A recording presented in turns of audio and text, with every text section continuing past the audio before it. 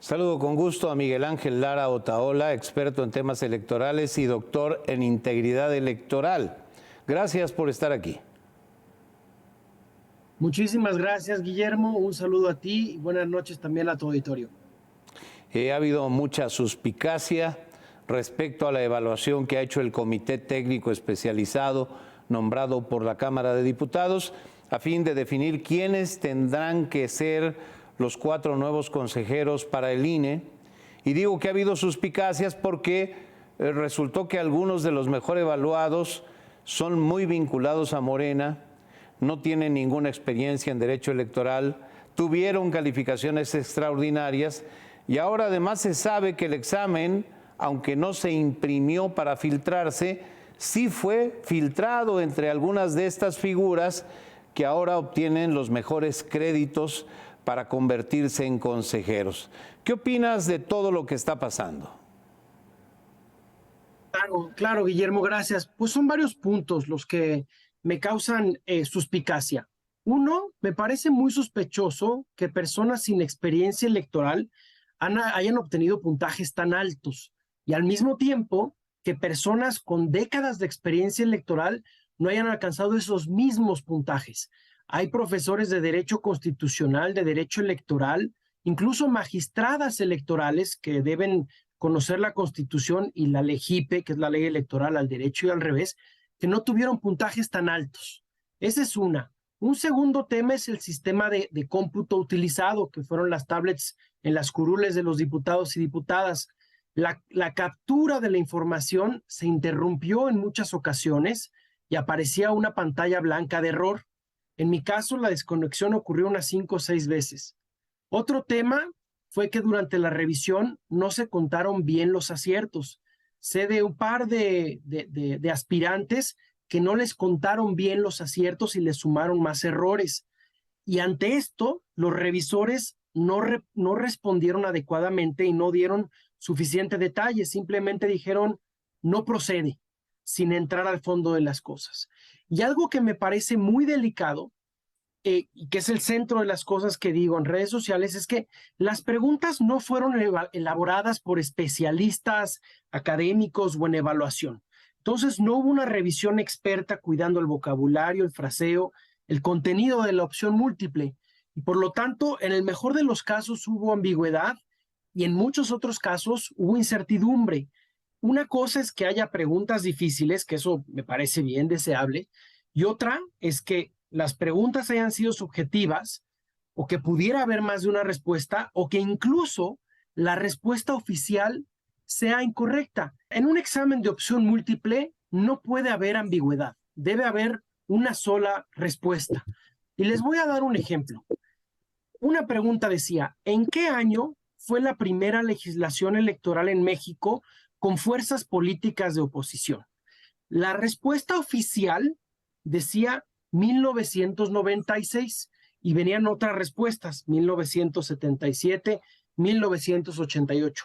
Sin embargo, la respuesta correcta, que no es la oficial, es 1977. Si tú recordarás, como seguramente lo haces, en 1977, después de la elección presidencial del 76, donde solamente hubo un candidato, José López Portillo, se realizó una reforma electoral, la llamada LOPE, que trajo representación proporcional, el registro de nuevos partidos políticos, etcétera, y en ese proceso se escuchó por primera vez a la voz de la oposición. Y no lo digo yo solamente por memoria. Hay muchos documentos que dan evidencia y dan cuenta de esto, incluso documentos de la propia Cámara de Diputados. Y quizás yo no soy un experto en matemáticas, pero 1977 es anterior a 1996. Entonces, esto es un ejemplo de unas al menos 10 preguntas que no fueron lo suficientemente precisas, concisas y que cuando menos admitieron otra respuesta.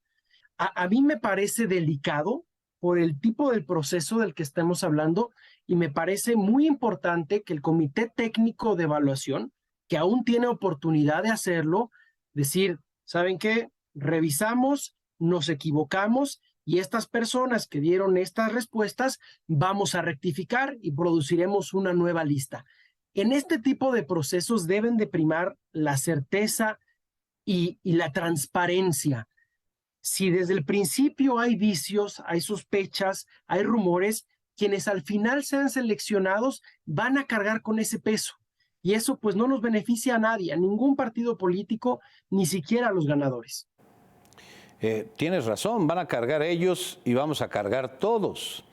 Te he seguido en redes, he leído lo que has publicado, hay muchas dudas, mucha incertidumbre frente a lo que ha pasado en esta primera etapa del proceso, que además abona todo lo que se ha construido en el escenario nacional con el plan B de la reforma electoral, las dudas que genera, los procedimientos ante la Corte, todo esto que se está propiciando. Es decir, el entorno es muy complejo como para añadirle sospechas adicionales en la selección de los próximos consejeros. Nuevamente te pregunto, Miguel Ángel Lara Otaola, ¿no es un buen escenario el que tenemos? Completamente de acuerdo. Nos tenemos que asegurar, y es justamente por eso que hago esta denuncia, de que quienes lleguen sean los mejores perfiles, no solamente por su conocimiento y experiencia electoral, que se puede demostrar con su currículum, habrá una etapa de revisión curricular, publicaciones, etcétera, no solamente por eso, sino porque son personas con una reputación pública, digamos, más allá del bien y el mal, y que son independientes, imparciales y no cercanos a ningún partido político. Entre la lista de personas que pasaron a la siguiente ronda, hay esperanza, hay personas con formación técnica, con mucha experiencia, y justamente por eso no debemos de permitir que este proceso sea opaco y esté manchado. Hay dos procesos que corren en paralelo. Uno, el Comité Técnico de Evaluación, que como yo decía, todavía está a tiempo de rectificar, aunque las muestras que ha dado últimamente parecen apuntar en sentido contrario. La conferencia de prensa que dieron fue más bien un monólogo, un soliloquio, y no admitió ningún intercambio. O el Tribunal Electoral del Poder Judicial de la Federación. Varios aspirantes al examen, yo no lo hice, presentaron una impugnación, un juicio, y ahí el tribunal bien podría decir que se rectifiquen uno o dos exámenes, una o dos preguntas, o incluso todo el procedimiento, porque sé que hay impugnaciones que pidieron replantear todo por la falta de certeza y por la falta de transparencia, que son principios rectores de la función electoral. Miguel Ángel Lara Otaola, estos primeros personajes que han obtenido altas calificaciones, con tanta vinculación a Morena, ¿no representan una buena noticia para transmitir la idea de un proceso transparente, equitativo, equilibrado, justo, que lleve a elegir a los mejores perfiles, Miguel Ángel? Así es, y lo deseable es que no sean cercanos a Morena, pero tampoco al PRI, al PAN, al PRD, a ningún partido político. Es que lo curioso es que a Morena tampoco le conviene que lleguen esos perfiles, porque en el momento que llegue una elección, sea Coahuila, el Estado de México o la presidencial del próximo año, el partido político que gane esa elección se va a ver beneficiado, y sus candidatos ganadores y ganadoras se van a ver beneficiados si salen de un proceso creíble, legítimo, apoyado por la ciudadanía.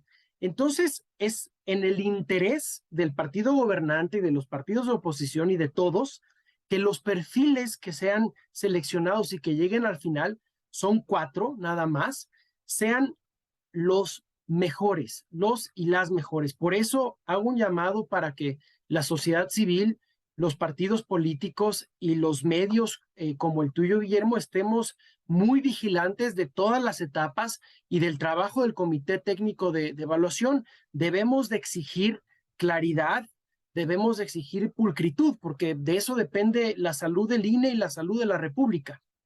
Y esto me lleva a preguntarte, ¿confías en que esto que tú ahora refieres pueda lograrse en este proceso de selección de los 4 nuevos consejeros? Hay material con qué lograrlo. Ahora hay 102 mujeres y 101 hombres.